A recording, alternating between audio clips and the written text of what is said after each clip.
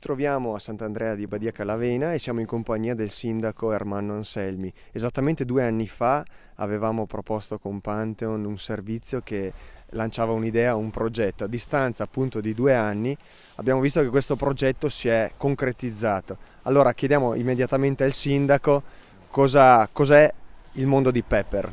Il mondo dei Pepper, Matteo, come avevamo pensato 2 anni fa, è un'idea, no? È un sogno sostanzialmente che si realizza oggi, è un percorso ideologico che ha fatto la comunità e anche un percorso di concretezze e di realizzazioni che vuole diventare, diciamo, un luogo proprio di formazione, un laboratorio delle idee dove, al di là di perseguire una pianificazione sostenibile del nostro territorio con azioni concrete, si vuole anche diventare, diciamo, un polo della comunicazione di questo, quindi essere testimonianza e riuscire a trasmetterlo alle nuove generazioni, ai ragazzi, attraverso questo luogo che si chiama la Casa di Pepper. È proprio la casa di un pensiero, il pensiero di come noi, la nostra visione del mondo, la nostra vision, e attraverso questo riuscire a valorizzare il nostro territorio, quindi con le peculiarità storiche, architettoniche, paesaggistiche stupende, e il tentativo di diversificare le forme di economia, quindi attraverso le energie rinnovabili, quindi far cultura, far formazione,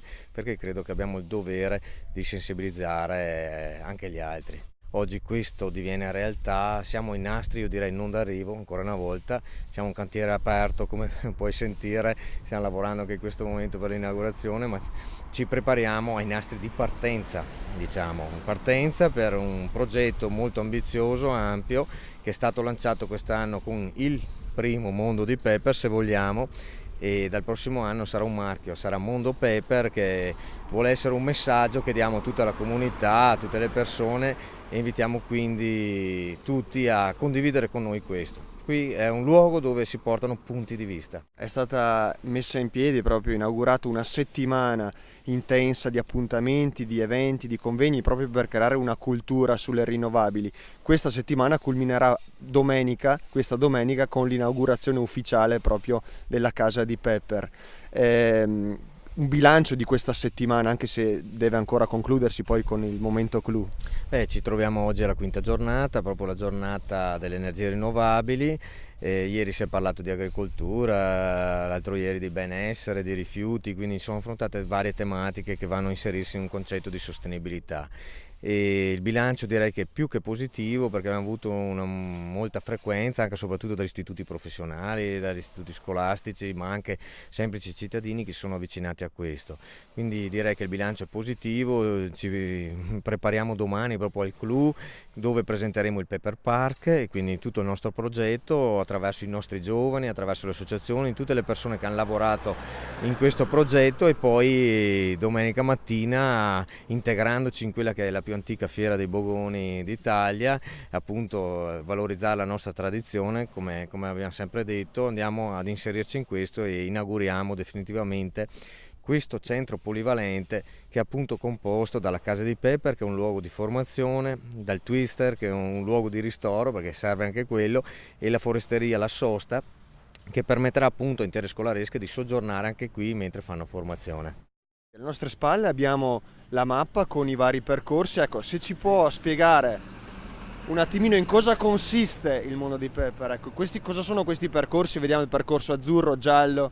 Ecco. Come vedrai, i percorsi hanno delle differenze cromatiche, ripercorrono un po' tutto il nostro territorio, che è esteso su 27 km quadrati, riprendono i 4 elementi presocratici: acqua, aria, terra e fuoco, e vengono accostati appunto alle esperienze nel settore delle energie rinnovabili. Per esempio oggi pomeriggio ci sarà la passeggiata sul percorso del vento, che porterà appunto dalla piazza di Badia Calavena al macro eolico del Monte Pecora, e lungo i percorsi vengono anche valorizzate quelle che sono le nostre tradizioni, quindi va a valorizzare tutto quello che è il nostro territorio. Pensiamo che sia importante non dimenticare la memoria, le radici eccetera, per andare verso il futuro, attraverso il coinvolgimento di tutti.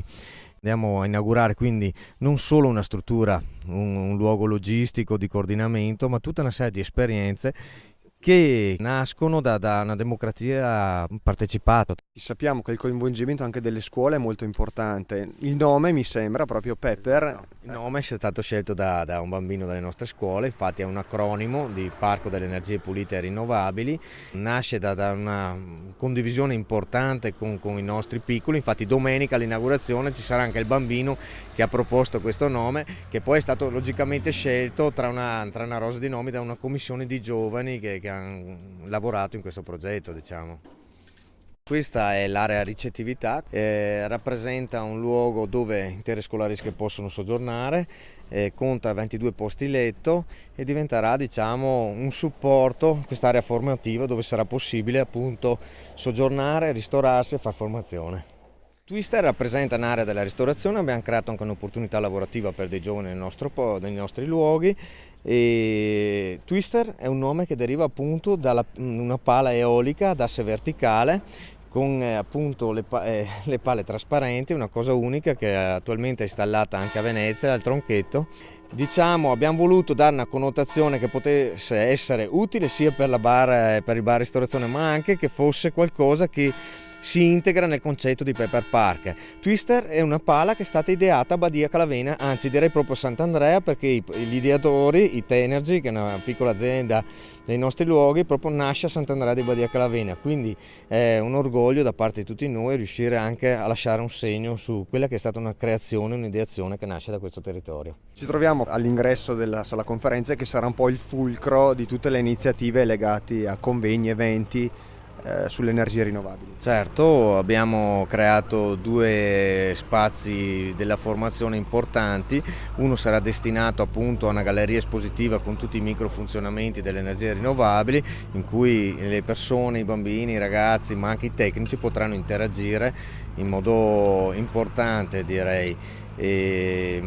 Questa area formazione si chiamerà Opera, O.P.E. che vuol dire Osservatorio Permanente Energie Rinnovabili e Alternative. GFAE, che FAE è stato un precursore di queste zone, anche sindaco, pedagogista, che fu un luminario di queste zone, e quindi abbiamo voluto dedicare l'osservatorio permanente appunto a questa figura.